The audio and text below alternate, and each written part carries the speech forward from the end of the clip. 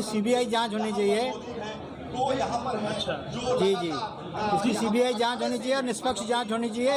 इससे दूध का दूध पानी का पानी हो। जिस तरीके से सुसाइड नोट मिला है, कई ऐसे नाम आए हैं सामने, क्या अभी कोई पता नहीं, हमारे हाथ में कोई नई चीज आई है, जब आएगी सब जांच का विषय है, सब क्लियर हो जाएगा। पूरे जितने भी वहाँ आक्रोश का माहौल बन चुका है, क्या है क्या वो तो है ही है। अब जो इतनी बड़ी हस्ती चले गई, आक्रोश तो होगा ही। तो आप लोग आगे क्या मांग कर सकते हैं? आगे अब देखेंगे, अभी उनका शरीर बाहर आएगा तो जांच होगी, उसके बाद हम बोल पाएंगे ना कुछ भी। नाम बता दिए? महंत देवेंद्र सिंह, उपाध्यक्ष अखाड़ा परिषद। फांसी लगा ली है और कहा है सम्मान के साथ जीना चाहते हैं। आप क्या कहेंगे? आप ये अखाड़ा परिषद के अध्यक्ष थे और महंत हरिगिरी जी अखाड़ा परिषद के महामंत्री हैं। और इधर हमें विशेष संपर्क में न होने के कारण जानकारी नहीं है। मैं इतना ही कह सकता हूँ कि प्रयाग की गरिमा के अनुकूल व्यक्ति थे। हम उनके प्रति अपने वाक्य पुष्पांजलि समर्पित करते हैं। अच्छा, इनकी कहते हैं कि इन्होंने सुसाइड किया है, तो जांच होनी चाहिए। किस वजह से हुआ, कौन लोग इन्वॉल्व थे, क्या कहेंगे? दुर्घटना है तब भी जांच होनी चाहिए, सामान्य मृत्यु है तब भी जांच होनी चाहिए, और जो कारण हो स्पष्ट हो, जिससे लोगों की भावना की पूर्ति हो सके। ये साधु समाज का बहुत बड़ी हानि है।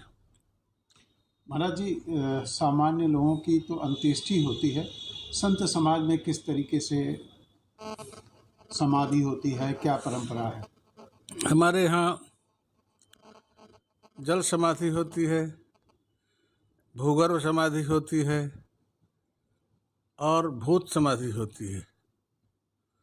भूत समाधि विभत्स हो जाया करती है, खुले छोड़ दिया जाता है, इसलिए भूगर्भ समाधि और जल समाधि की प्रथा अधिक है। जल समाधि इस समय प्रयाग में थोड़ा बंद कर दिया गया है, तो भूगर्भ समाधि दी जाती है। मेरा ख्याल है आश्रम के लोग उन्हें भूगर्भ समाधि दे करके उनके आत्मा को शांत प्राप्त करने के लिए भगवान से प्रार्थना करेंगे।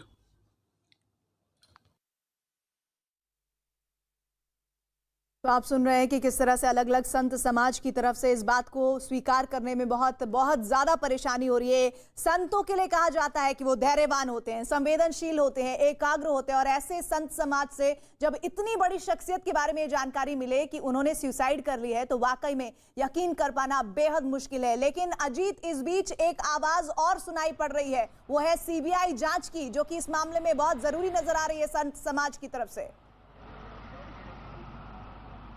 देखिए, बिल्कुल संत समाज सीबीआई जांच की मांग कर रहा है। अयोध्या के जो भी संत हैं सभी लोगों ने उच्च स्तरीय जांच की मांग की है। खुद रामविलास वेदांती कह रहे हैं, इसके अलावा जो सत्येंद्र दास है पुजारी, परमहंस तपस्वी छानी, वो कह रहे हैं। इसके अलावा जो इलाहाबाद में उनके शिष्य हैं, उनका भी कहना है कि इसकी सीबीआई जांच होनी चाहिए, जिससे दूध का दूध और पानी का पानी हो जाए, क्योंकि महंत नरेंद्र गिरी आत्महत्या नहीं कर सकते। ये बात उनके सभी अनुयायी, उनको जानने वाले सभी लोग हों, चाहे डिप्टी सीएम केशव प्रसाद मौर्य हों, सरकार के कई मंत्री हों, इलाहाबाद से बिलोंग करते हुए सिद्धार्थनाथ सिंह हो, नंदगोपाल नंदी, नागरिक उड्डयन मंत्री, सभी का यह कहना है कि एक ऐसी शख्सियत थी जो कभी हार नहीं मानती थी और अपनी ओजस्वी वाणी के लिए, अपनी तेजस्वी क्षमता के लिए वो जाने जाते थे। तो ये आत्महत्या नहीं हो सकती, और जो सुसाइड नोट मिला है उसका भी जांच होनी चाहिए, उसके आधार पर जांच होनी चाहिए। रामविलास वेदांती यही कह रहे हैं कि 8 पन्ने का सुसाइड नोट वो नहीं लिख सकते। हालांकि आनंद गिरी भी इस बात को कह रहे हैं कि मुझे साजिश में फंसाया जा रहा, लेकिन आनंद गिरी को लेकर पहले भी महंत नरेंद्र गिरी ने अपने रुख को साफ किया था, उन्होंने माफी मांगी थी।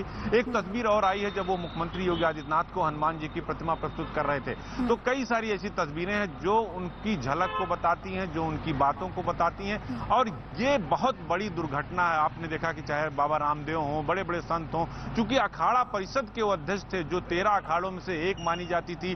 कुंभ से लेकर हिंदुस्तान में जहां भी, चाहे हरिद्वार की बात करें, चित्रकूट की बात करें, नैमिषारण्य प्रसारण की बात करें, जहां जहां भी कुंभ होता था अखाड़ा परिषद की अपनी एक महत्ता होती थी और बगैर इसके किसी काम की एक तरीके से कहा जाए तो शुरुआत नहीं होती थी। तो अब ऐसे व्यक्ति की अगर मौत हुई है, उनका शव पंखे पर लटका मिला है, उनको उसकी रस्सी को काटकर नीचे उतारा गया है, 8 से 10 पन्ने का एक सुसाइड नोट मिला है। खुद सरकार के बड़े अफसर जो एडीजी ये लोग, उन्होंने कहा कि इस पूरे मसले की जांच की जा रही है। फोरेंसिक टीम को मठ पर भेज दिया गया, यानी बाघंबरी गद्दी पर फोरेंसिक टीम भी पहुंची है, उस कमरे की चीजें को साक्ष्य को जुटा रही है। आपको रोक रही हूं अजीत, हमारे साथ इस वक्त चंपत राय जुड़ रहे हैं, राम जन्मभूमि न्यास से जुड़े हुए हैं। चंपत राय जी, ये खबर सुनना एक ऐसी शख्सियत के लिए जिन्होंने अयोध्या में राम मंदिर के लिए एक बड़ा संघर्ष किया है, वो हमारे बीच नहीं है, मेरे लिए बहुत दुर्भाग्यपूर्ण है, देश के लिए बहुत दुर्भाग्यपूर्ण है और कल्पना से बाहर है। बहुत कठिन काल है। साधु संतों में ऐसा सूझबूझ का आदमी अखाड़ा परिषद के अध्यक्ष के रूप में ये बहुत ही दुर्लभ चीज है और मैं समझता हूं कि बहुत ही प्रामाणिकता से इसकी जांच होगी और सारे तथ्य सामने आएंगे। जो कुछ हुआ है बहुत दुर्भाग्यपूर्ण, बहुत दुर्भाग्यपूर्ण। चंपत राय जी, लेकिन जब एक संत का इस तरह से देहावसान होता है तो कई बार ऐसा लगता है कि उन्हें स्वर्ग की प्राप्ति हुई, लेकिन जिस तरह की बातें अभी तक आचार्य महंत नरेंद्र गिरी को लेकर हो रही है, एक संत समाज के पैरोकार होने के नाते, अयोध्या राम मंदिर से जुड़े होने के नाते मन आहत होता होगा। बहुत आहत है, बहुत आहत है। उनका बड़ा योगदान है साधु संतों को एकजुट रखने में, बहुत योगदान है और दुखी होना बड़ा स्वाभाविक है, अकल्पनीय है, असमय है।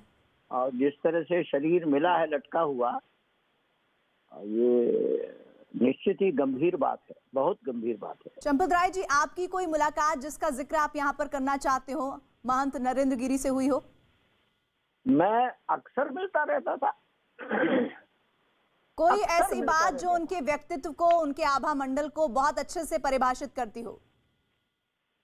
अब साधु संतों के बारे में मैं क्या इतना बोलूं, लेकिन मैं इतना ही कहूंगा, मेरी अक्सर भेंट होती थी और अभी जनवरी में भी मैं प्रयागराज गया था, उनसे मिला था।